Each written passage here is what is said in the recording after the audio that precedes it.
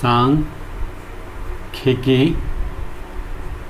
अर्थात स्टैटिस्टिक्स के बारे में हम लोग स्टडी करेंगे।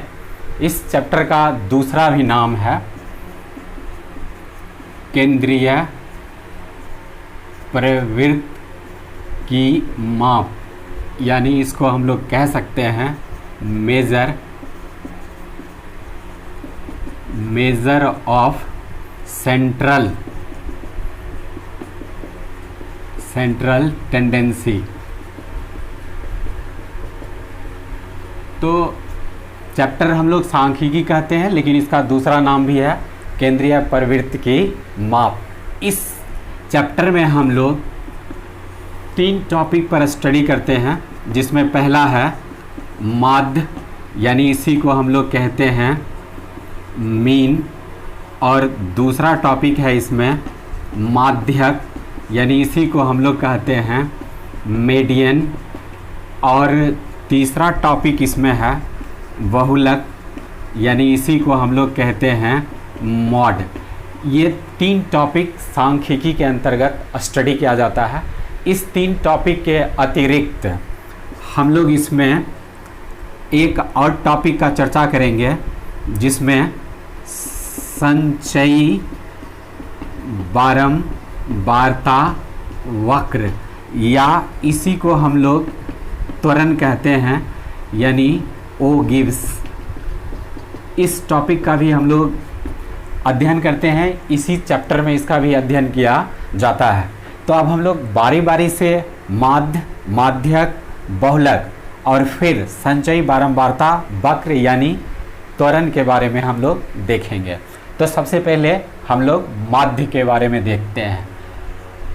माध्य यानी मीन। तो इस टॉपिक को हम लोग सबसे पहले देख लेते हैं, और इसके लिए हम लोग सबसे पहले परिभाषा इसका देते हैं।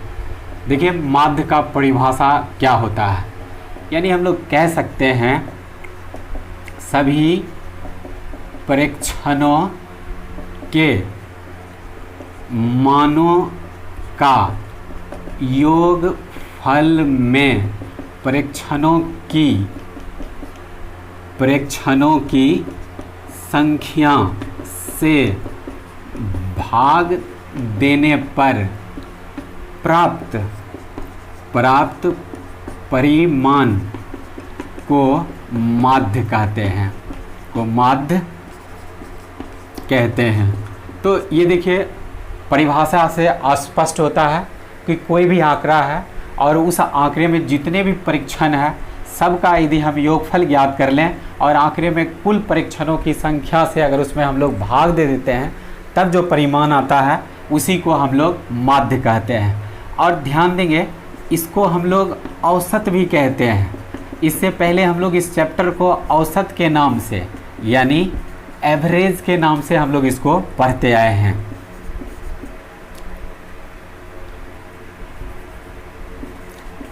तो इसको हम लोग इस तरह से एवरेज के नाम से भी पढ़ते आए हैं।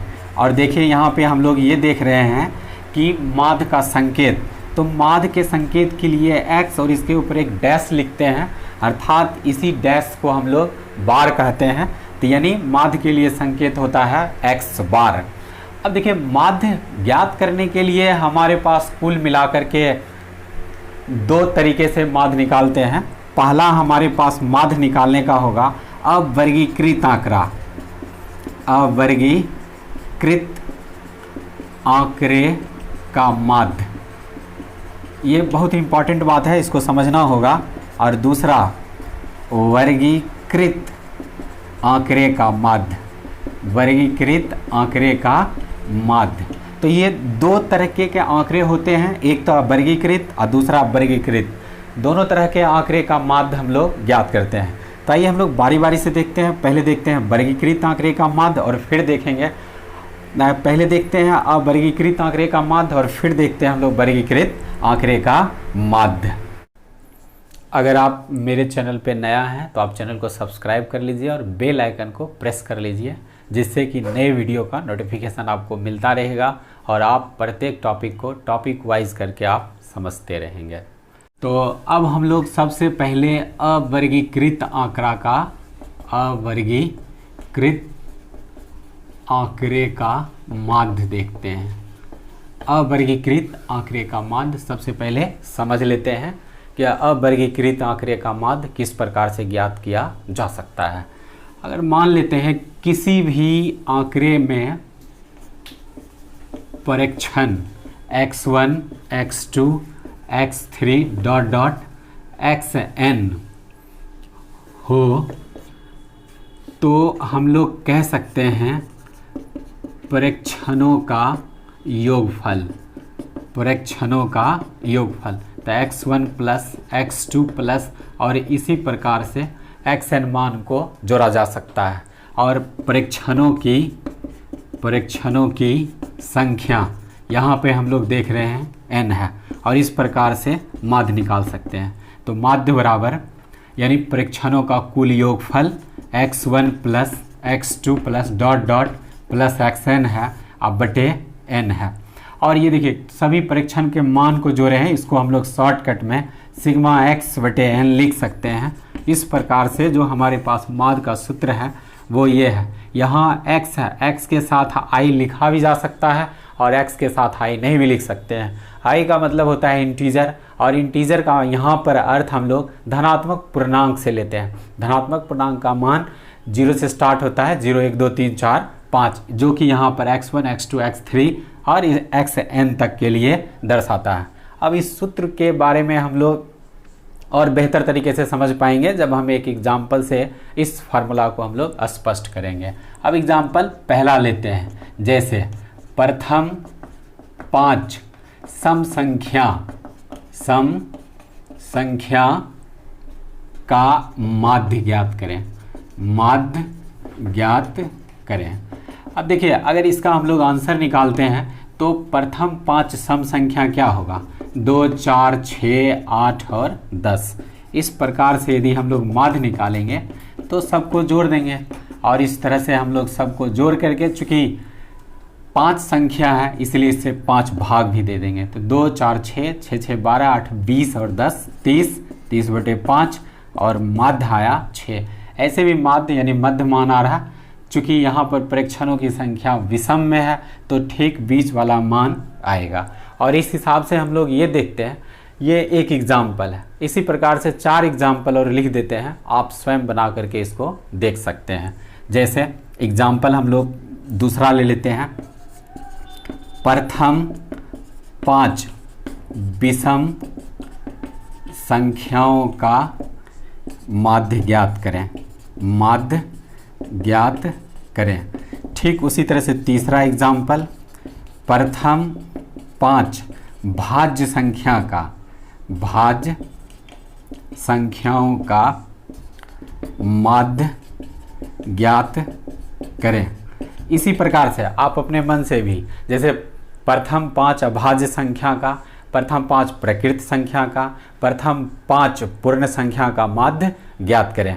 इससे क्या होगा कि आप इस फार्मूला का इस्तेमाल करके आप इस प्रकार से माध्य निकाल सकते हैं। अब हम लोग दूसरा आंकड़ा वर्गीकृत आंकड़े का माध्य देखते हैं। वर्गीकृत आंकड़े का माध्य 3 विधि से निकाला जाता है। पहला इसके लिए है प्रत्यक्ष विधि, इसी को हम लोग डायरेक्ट मेथड कहते हैं। और दूसरा होता है इसमें कल्पित माध्य विधि, इसको हम लोग एज्यूम मीन मेथड कहते हैं। और तीसरा तरीका होता है इसमें पग विचलन विधि, यानी इसमें हम लोग स्टेप डेविएशन मेथड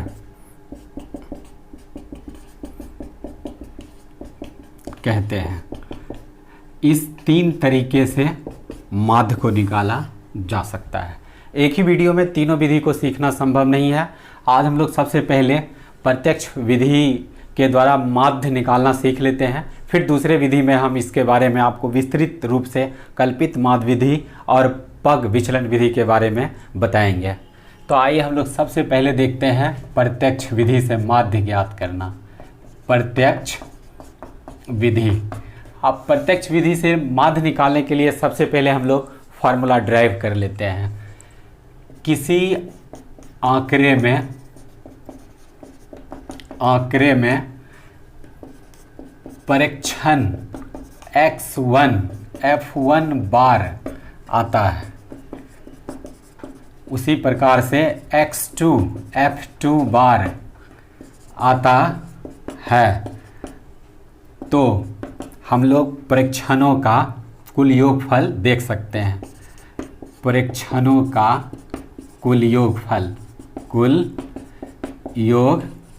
इस प्रकार से दे सकते हैं।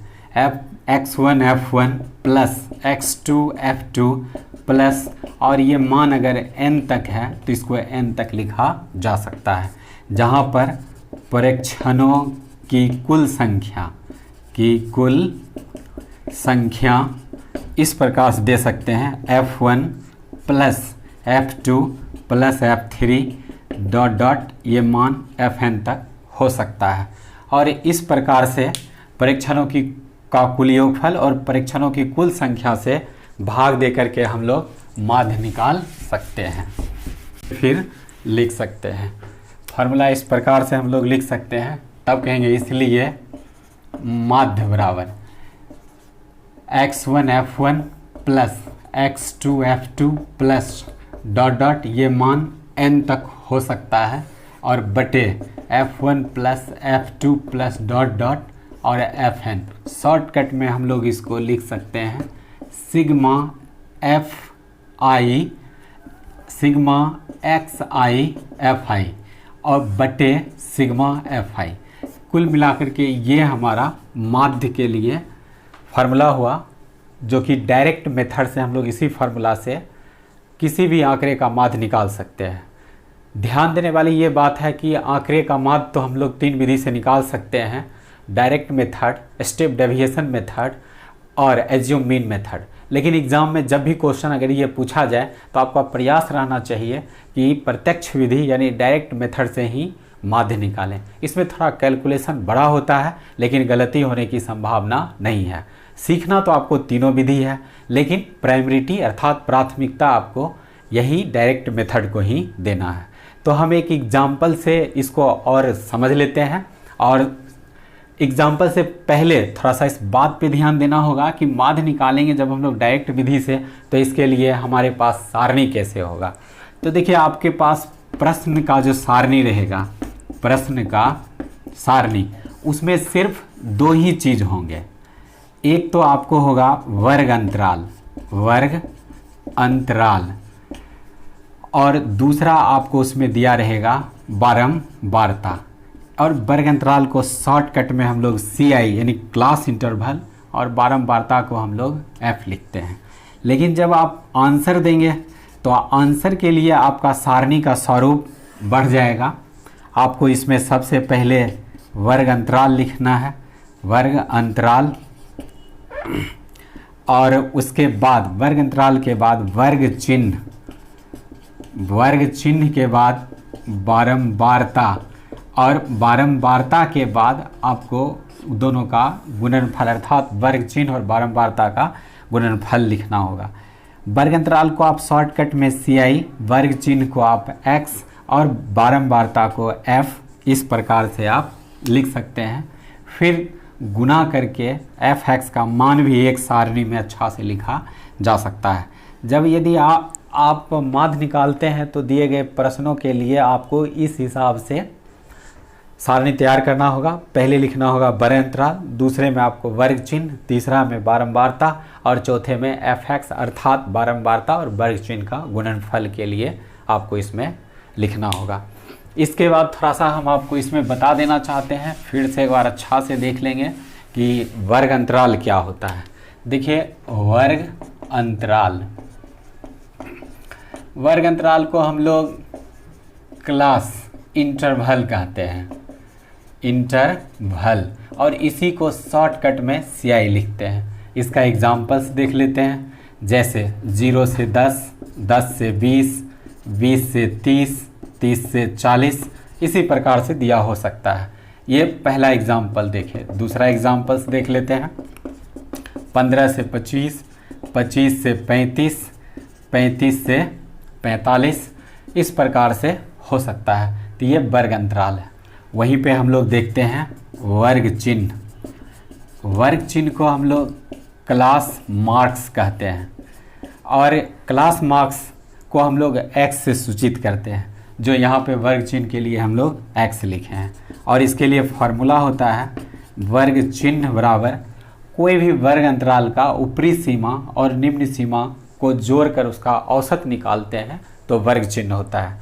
तो वर्ग चिन्ह बराबर हम लोग कहते हैं ऊपरी सीमा और प्लस निम्न सीमा, निम्न सीमा और बटे 2। जैसे एग्जाम्पल से फिर इसको समझते हैं। प्रथम वर्ग अंतराल 0 से 10 है।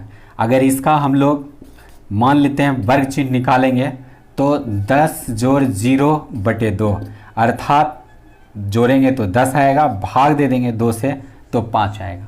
अगर वहीं पर हम लोग दूसरे एग्जाम्पल में इसका वर्ग चिन्ह निकालते हैं, सपोज कीजिए, तो फिर दोनों को जोड़ेंगे, अर्थात 25 जोड़ 15 बटे 2 जोड़ दिए तो 40 बटे 2, और इस प्रकार से 20 आएगा।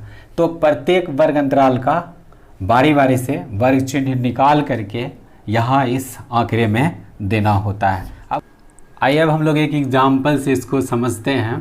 एग्जाम्पल से डायरेक्ट मेथड को अच्छा से समझा जा सकता है। जैसे सपोज कीजिए अगर आपको क्वेश्चन एक दिया हुआ है CI और F, तो CI में अगर आपको दिया हुआ रहे 0 से 2, 2 से 4, 4 से 6, 6 से 8, 8 से 10, 10 से 12 और 12 से 14। सपोज कीजिए इस तरह से आपको दिया हुआ है। मान लेते हैं 1, 2, 1, 5, 6, 2 और 3। ये इस हिसाब से आपको क्वेश्चंस दिए हुए हो सकते हैं। तो इस एग्जाम्पल से हम लोग स्पष्ट तरीके से समझ लेंगे कि प्रत्यक्ष विधि से किस प्रकार से माध्य निकाला जा सकता है। देखिए ये प्रश्न है। अब अपना हम टेबल बनाएंगे तो सबसे पहले CI, फिर X, फिर F और फिर FX, इस हिसाब से हम लोग टेबल को प्रिपेयर करेंगे। और टेबल प्रिपेयर इस प्रकार से हम लोग कर सकते हैं। देखिए पहला वर्ग अंतराल 0 से 2, फिर उसी प्रकार से 2 से 4, 4 से 6, 6 से 8, 8 से 10, 10 से 12 और 12 से 14 है। और F का मान आपको दिया हुआ है। F के मान को भी पहले इस प्रकार से हम लोग लिख लेंगे। F का मान, फिर X का मान हम लोग इसमें से निकालेंगे। तो F का मान पहले लिख लेते हैं 1, 2, 1, 5, 6, 2, 3 और X यही है वर्ग चिन्ह। और वर्ग चिन्ह निकालने के लिए हम लोग उसी वर्ग अंतराल के ऊपरी सीमा और निम्न सीमा को जोड़ करके 2 से भाग देते हैं। 0 और 2 को जोड़ेंगे तो 2 होगा, और उसमें 2 से भाग देंगे तो 1 आएगा। उसी प्रकार से 2 और 4 को जोड़ेंगे तो 6 आएगा, 2 से भाग देंगे तो 3 आएगा।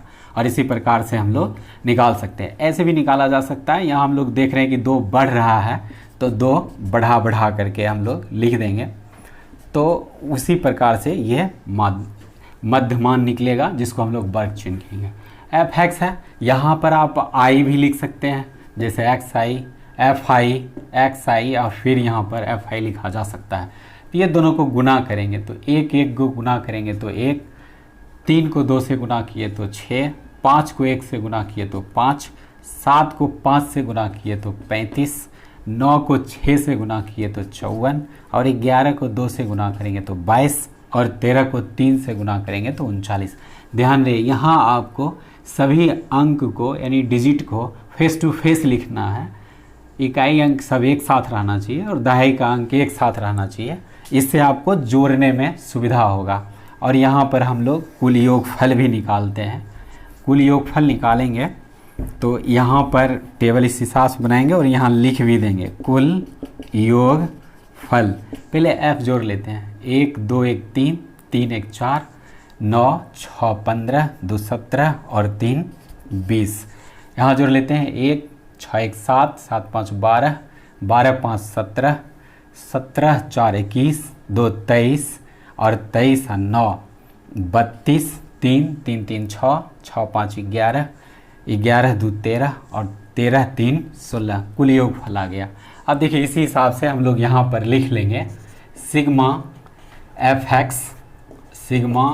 एक्स इजकल टू 162 और सिग्मा एफ इजकल टू 20। अब हम लोग फार्मूला लगा सकते हैं, माध्य बराबर सिग्मा एफ एक्स बटे सिग्मा एफ और मान रख लेंगे हम लोग 162 बटे 20 भाग दे देंगे, 20 अठे 160 डेसिमल दिए और फिर 20 से कम 20 और इस प्रकार से 8.1 आंसर आ गया। तो कोई भी एग्जाम्पल हम लोग ले करके इसको समझ सकते हैं। अब आप जब ये समझ लिए हैं तो आपके पास जो भी बुक हो उस बुक से कोई 3 या 4 क्वेश्चन आप इस प्रकार से बना सकते हैं और माध्य निकालने का डायरेक्ट विधि का उपयोग कर सकते हैं।